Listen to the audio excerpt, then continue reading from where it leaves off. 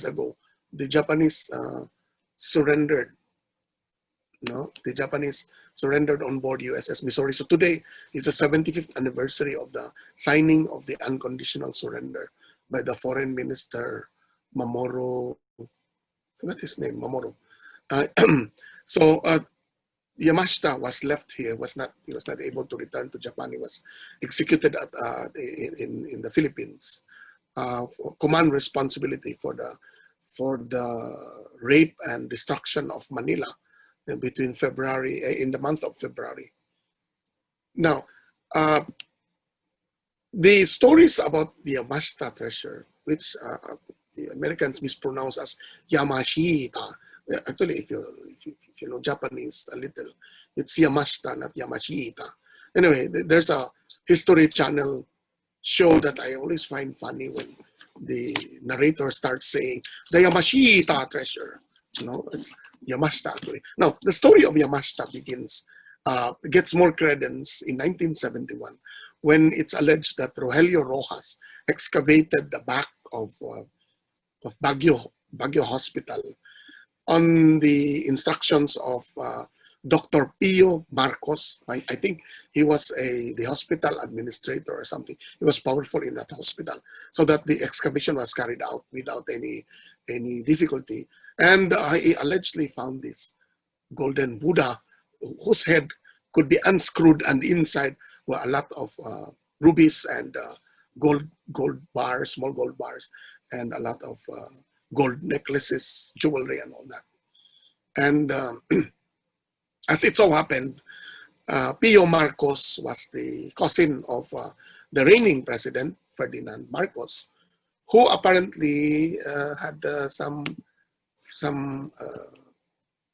interest. Yeah, of course, everybody wants to be interested in gold bars, so he had this interest. And Rojas was shortly arrested, and the golden Buddha was confiscated from him.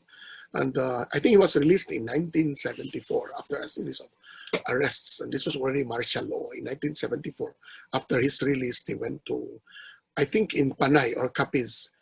He went on self-exile away from Baguio and lived out his life there. But his heirs filed a case against the Marcoses when the Marcoses fled in 1986.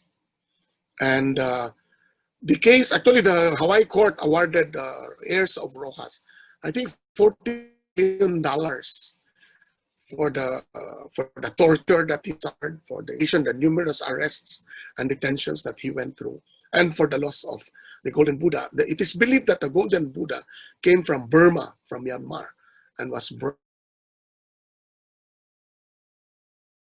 Of course, I'll talk about why I do not believe there is such a thing as these treasures. Okay. So the big problem we have as archaeologists, and it's a big problem, is that I'm sure all of us who have excavated in the Philippines, ostensibly on your first day of arrival on the site, you will hear people saying, they're just pretending to be archaeologists. They're looking for Japanese treasure. And then they'll say, they're looking for Yamashita or Yamashita, the treasure of Yamashita. And I experienced this for the first time in Bolhoon when I was excavating. And one night, a few drunk people who were drunk came to the tent where I was staying, and they were shouting outside. I really thought I would die on my first day of excavation because they were shouting that I was very drunk, that I was going to steal their gold, that the gold belongs to the people, and that any gold, and that I was there bringing all my students on the pretense that we were doing excavations, when in fact we were looking for gold. Eventually, of course, I think those drunkards probably had some idea, because we found gold in Bolon, gold jewelry, and then we showed it to the public. I mean, the only way to assure the public that they're not here to steal the archaeological artifacts is to let them to show it around. So I showed the gold around, the gold chain, 1.4 meter chain, which is on display in the Bolon, at the Bolon Parish Museum. We showed it around to everyone. Take picture, wear it if you like. We didn't wear it because our beliefs. think that earring, best way to assuage the end the suspicion.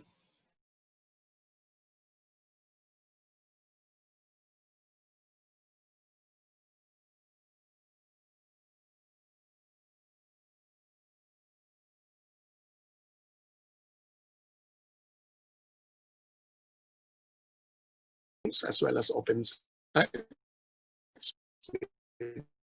probable archaeological significance is carried out by treasure hunters, even during the COVID period. Because I will show later that there have been 2 reports of treasure hunting, one in front of the city hall of the fire department, during the period of the ECQ, when no one was, when the curfew was around 8 o'clock everywhere, all over at 10 o'clock and up to 5 o'clock. So you can actually excavate between 10 and 5 while everybody is asleep. Now, so here's an example of a looter's trench which reached 30 meters down in Cebu, which was eventually discovered. This is in the city of Cebu. Now, this is 2005, not 2008. I brought my students to, I was told we were already starting cultural mapping in the province of Cebu in 2004. And the following year, some people from Tuburan told us that there's looting going on a hill, on top of a hill, and people are looking for, not only for antiques, for buried antiques, but also for Japanese treasure. Apparently, they link an archaeological, a valid archaeological site, a burial site, also as a site of Japanese treasure. I do not know what kind of logic, connects a pre-colonial burial site to a Japanese tunnel. So we found a tunnel there. People were tunneling in the area. When we arrived, it was all looted, and it was looted twice.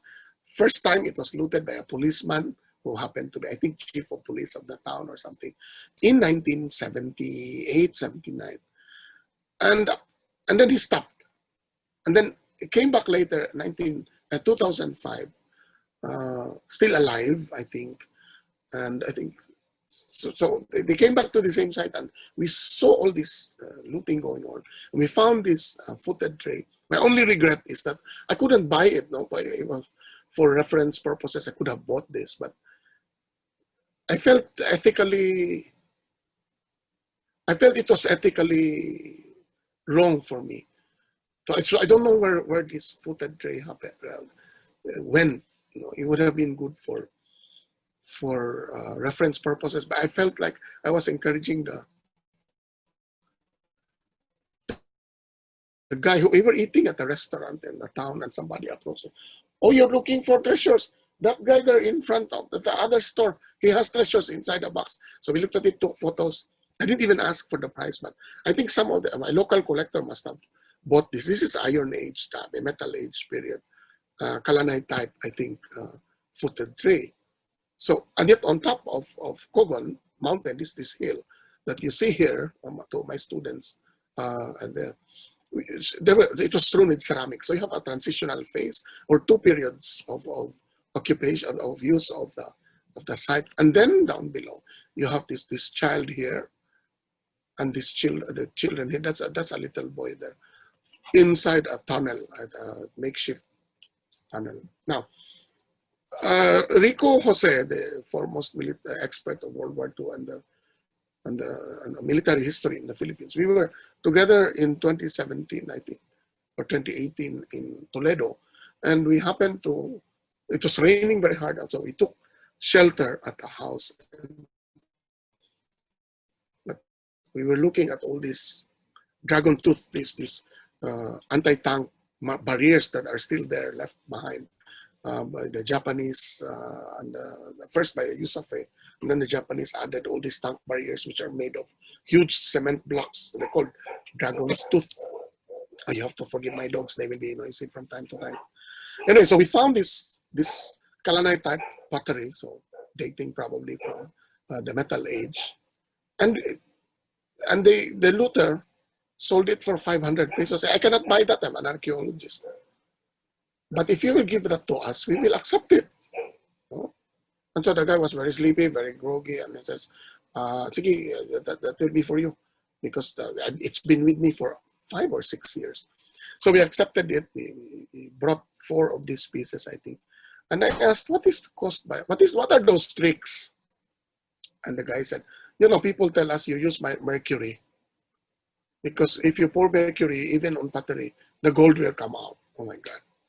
So we had this pottery, four pieces at the University of San Carlos Museum, uh, under streaks of chemical, because according to the Luther, gold nuggets will appear if there is gold in the pottery. So that is the kind of level of archaeological of knowledge we have currently. Now, what has legitimized the myth that there is Japanese treasure all over the Philippines? Well, first you have Rojas, and then martial law happened, and then you have these stories appearing, like this movie Yamashita the Tiger's Treasure, which is actually about treasure hunting. And then now lately you have, of course, season 2 of The Lost Gold of World War II, which I think some of you, if you're an archaeologist, you will laugh. I mean, every time I watch this series, I laugh at what they do. My God, these people are exerting all kinds of efforts just to make a show. That everybody, everybody in the know knows that they will never find any treasure in this mountain. They, in fact, right now, and no offense to History Channel, they have very good shows. So it's a caveat. They have very good shows. In fact, right now they have a series of shows of World War II. But this show, I am sure, will start another frenzy of treasure hunting. No matter how painstakingly they show also that in fact maybe the gold does not exist, or maybe there's a lot of controversy behind it. But they're following the footsteps of treasure hunters. They're looking into tunnels which were opened up by treasure hunters. They're looking at all these concepts of a pyramid, all these signs. That legitimizes the whole idea that perhaps this myth exists. I mean, it's real. No? Another reason for the legitimization of the myth is, of course, gold warriors by the Seagrave couple. They alleged in the book. I have a copy. I can find it here. 172 Japanese treasure sites in the Philippines, and this has fed a frenzy because, according to them, in 2000, 2003, I think, or 2000, 2003, when they published the book, none of the sites have been excavated, have been recovered. So they're still there. So imagine that. And then, of course, the most important legitimization, I think, was on March 5, 1988.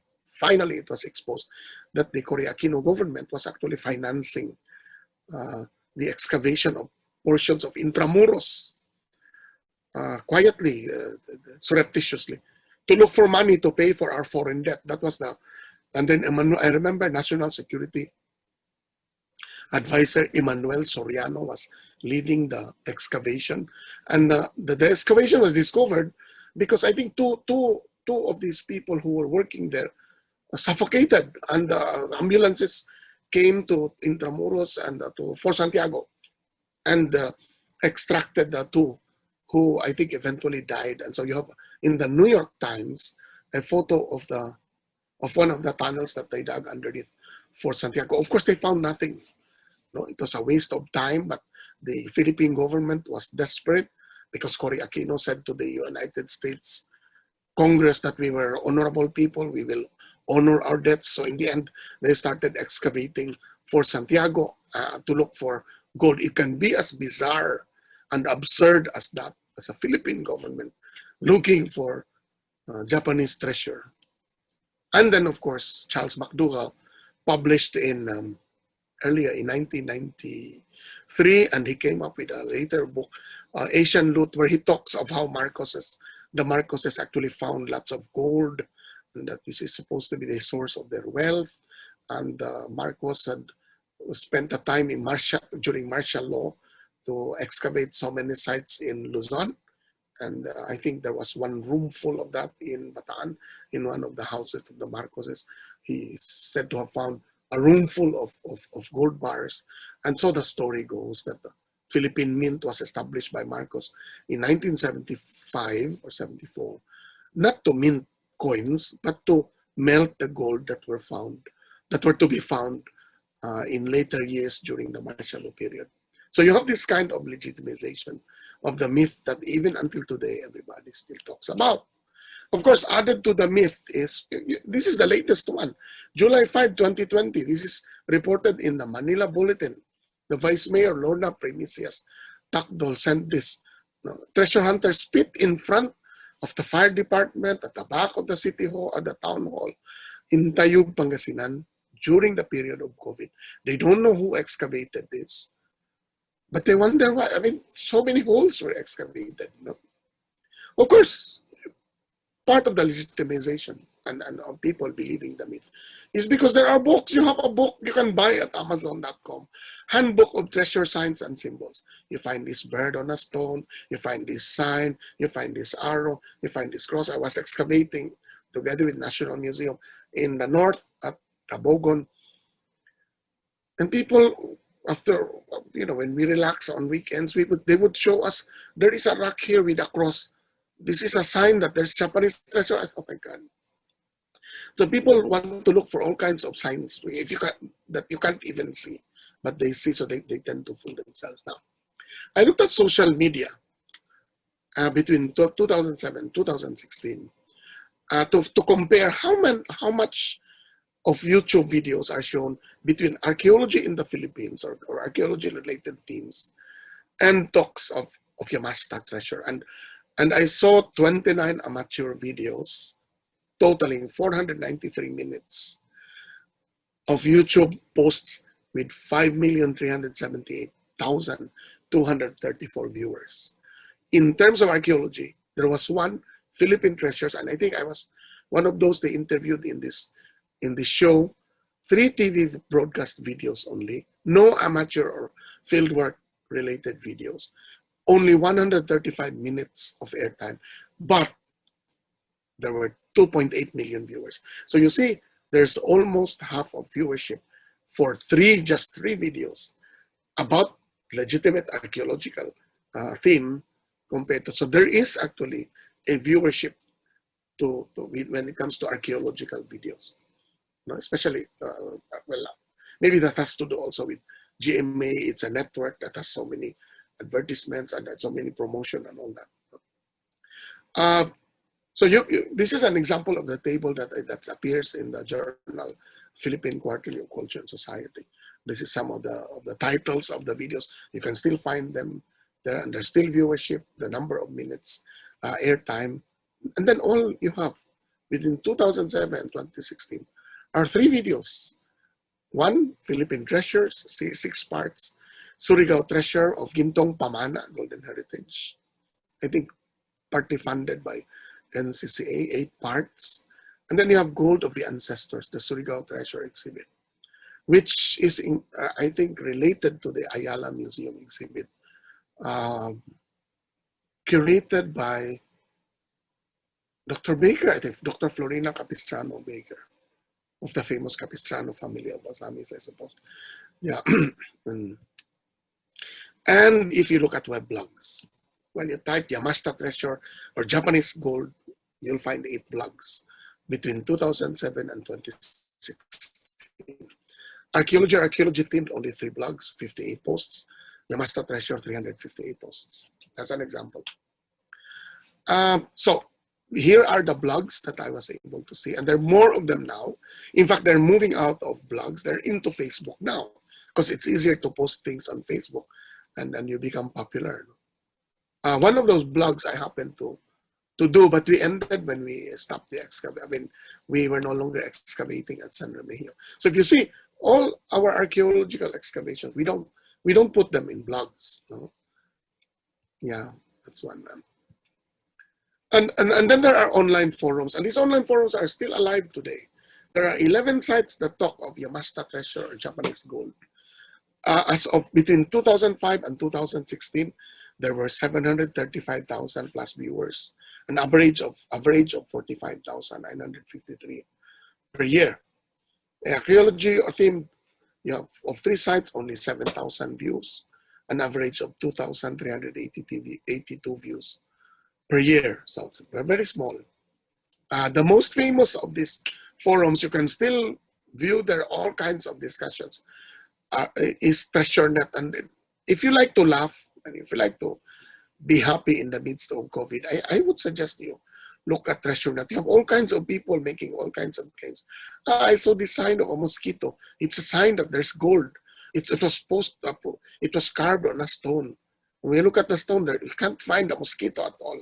So that's how they fool themselves. And then there's also the Southeast Asian Treasure Connection Forum. These are, many of them are not all of them are not experts. Many are detectorists. They bring metal detectors from up there, all American-based, or America-based, or European-based. But some are locals who are very gullible. You know, they just see anything that they want to see. And then they say, we have a treasure at the back of our house because there's a big stone at the back of our house. So that's already a sign of a treasure. Now, if you look at what seems to be the problem? Well, one problem is that if you look at archaeology, the teaching of archaeology at the institutional level in the Philippines, you have only one that offers a PhD, and I think that's UP-ASP. No, Anna? UP still offers the PhD in archaeology, right? Yes, master's and PhD. Yeah, only ASP, and that's good because it's the national university. It's a Philippine, it's a flagship university. But out of 1,923 colleges and universities, 1,200 of them are private. You don't have a PhD level archaeology. What you mostly have are anthropology degrees, and there are 6 of them. San Carlos offers an anthropology degree, PhD in anthropology. You can do a dissertation in archaeology, but it's a PhD anthropology that's awarded. So there's a difference there, of course. There's a PhD, I think there's a master's in anthropology at Ateneo, and I think they're trying to put up a PhD in anthropology program. And Diliman University, I don't know if there's someone from Diliman who can tell me what's sir. Yeah, Anna, what's the master's pa rin in anthropology? There's master's in anthropology, but nobody's majoring in archaeology. The last I think who was teaching it was Sir Cadelinia, but there was Mascuñana.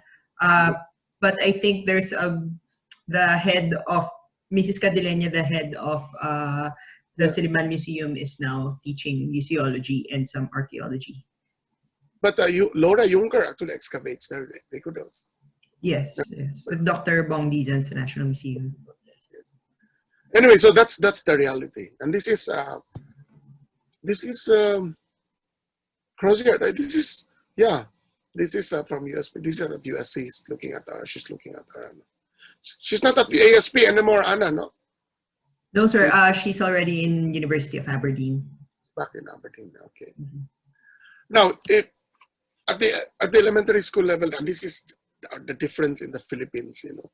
We have I don't know if this is still a course offered at elementary school grades. It's called Hekase, Geograpia, Kasaysayan at Civica, which combines everything in one grade. And there are no discussions of archaeology in the Philippines. Partly because you have only a very limited number of museums that have archaeology. And yet, this is what I always tell my people who ask me, you have a Manunggul jar on the 1,000 peso bill. That's a very important jar excavated in Palawan. It shows that before we started trading with shiny porcelain, we had a very rich tradition of earthenware production, which was beautiful, red slipped and all kinds of artistry on the body and on the rim and on the cover of our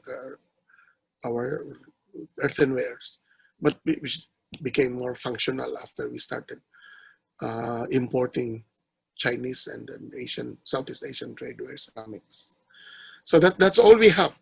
That's all we have in the Philippines. It's envious to see, for example, in Japan, from kinder to senior high school, the Japanese are always required to go to museums and to visit open sites, archaeological sites in summer. So you have a strong heritage awareness and a strong capacitation. There's strong capability building at the level of children to appreciate museums, to appreciate artifacts, to value things. Here we don't have that. And so you have the kind of knowledge we have with treasure hunters, with people, even educated people No, I posted on the surrender, August 28th, Friday, the night before, I posted that tomorrow is on my Facebook. Tomorrow is this formal surrender of the Japanese in northern Cebu for the Cebu Japanese, 9,000 plus of them. And then you have reactions like, so there must be treasure there. No, there should be a lot of Japanese. I mean, this must be said in jest or as a joke, but there's that subconscious even in people who at present, no, who always link important sites where the Japanese were must be sites where they kept where they hid gold bars or jewelry. Now, to end the talk, I'd like to look at how do we turn the myth on its head, and the last ones I know we will debate that. That's why I give a caveat already. Already now, archaeologists in field schools carry out, and I think ASP is familiar with this, community awareness activities. At San Remigio, we had a huge tarp put out of what are to be expected. So the people will not, because I experienced at San Remigio, three people who really told me, they saw our burial, they saw the earthenware pottery that we excavated, and they said, this is all just pretense. You just put these bones at night so that in the morning people will see them. And I said, my God, these are college students. And to say something like that in front of you. So if I had a gun, I would not use it. I'm not violent. But anyway, I was shocked. How could you have these three people coming from another city, from a college, from a nearby city, tell you that you're just putting all this pottery at night on the burial so that people will think that you're not looking for gold. Oh my God. No. Now, I would recommend, I think, a book on Philippine archaeology with a popular edition. We still do not have that. I know Victor Paz, Dr. Paz, wanted to do something like this, and ASP can very well do this. I think, and work with perhaps National Museum or the National Museum of the Philippines can actually do this. No, coffee table book. I think I in one meeting in Bangkok, SPAFA, last June, I told Director General Jeremy Barnes, perhaps that there should be a book series, and I think that was probably the plan at National Museum. And then COVID happened, so these things are out the window right now. But I hope once we get to live with COVID as if it were just a normal part of our existence, we'll probably get back to doing a popular edition about Philippine archaeology, a comics edition, a comic and animated edition, something like that. And then extensive use of widespread use of social media, especially online forum to answer queries. You know what happened to me when I went this one? That's an example. Time Team in England, which ran for 12 seasons, which had excavations every week. Good for 3 days, which was aired on BBC Channel 4, I think. It really whipped up support for archaeology in England.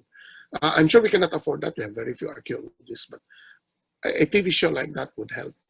And Jessica Soho's program, this is not a free advertisement, but Jessica interviewed me in one episode. There was this guy who brought this huge jar, very heavy, that I already saw on Facebook, and I said, that's fake, don't buy that.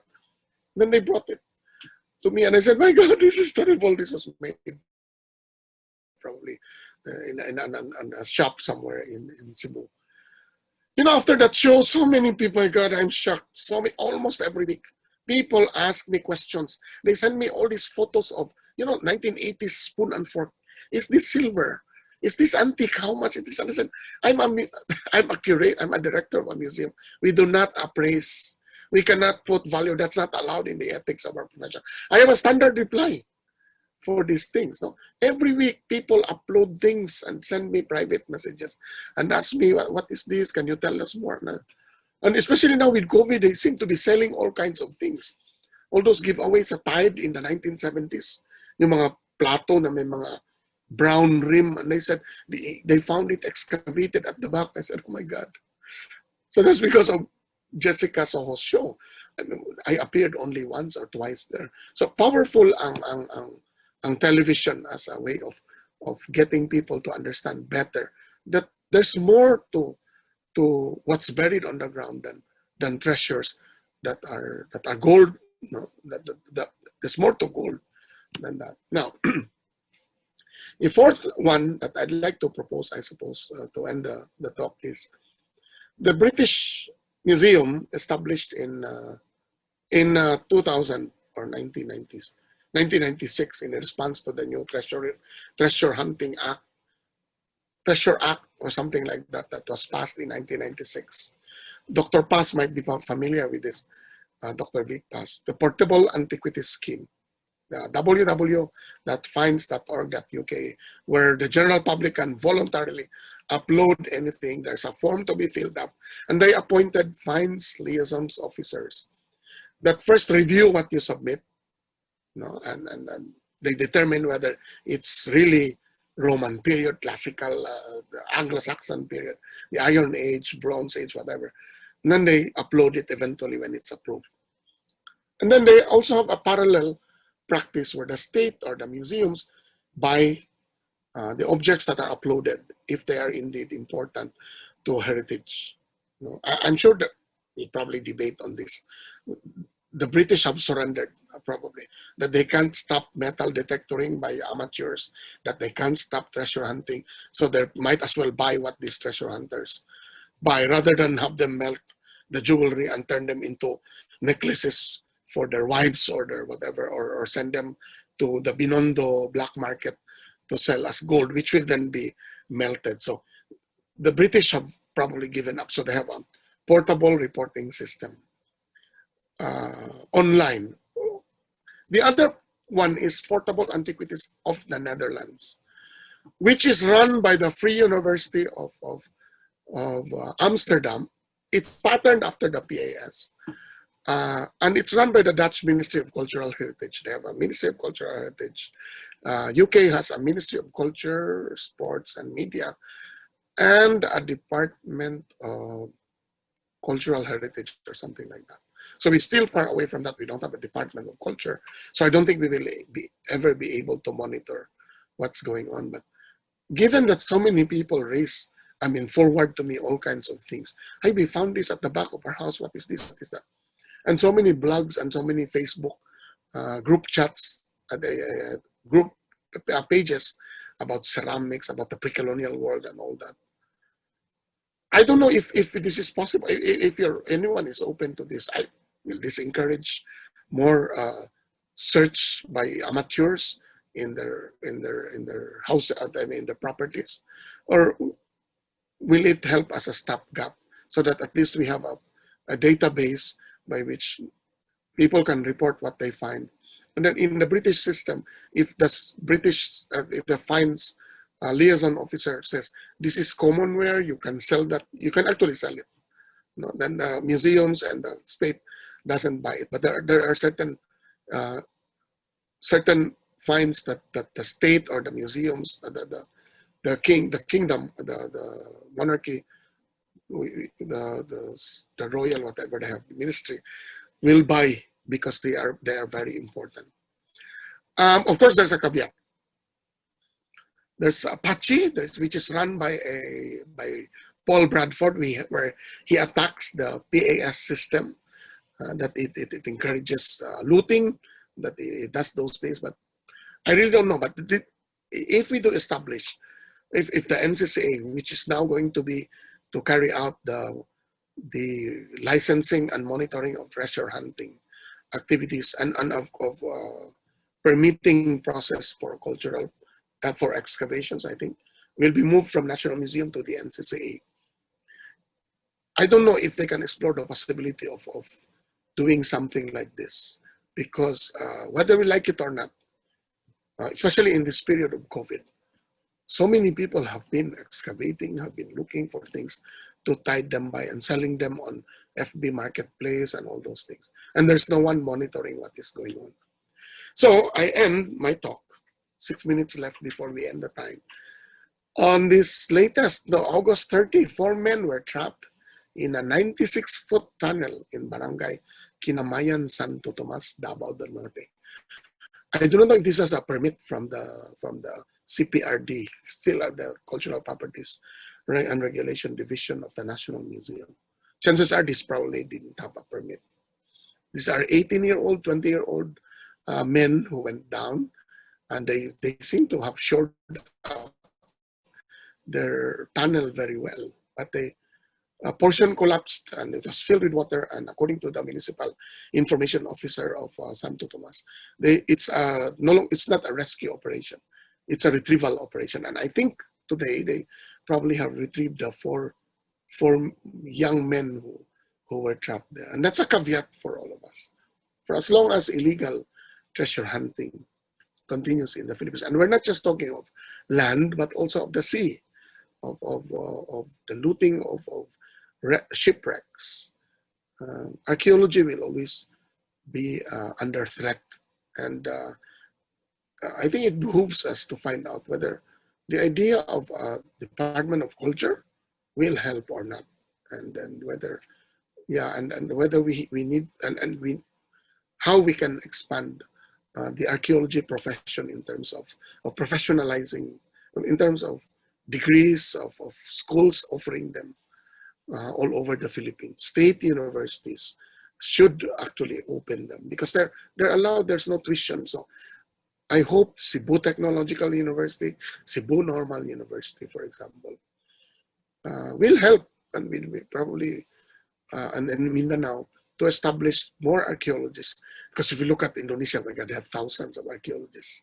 In the Philippines, are very few. And there are thousands of treasure hunters here. So thank you very much, ASP, for the invitation. I hope everyone understood what I was trying to say. Yes.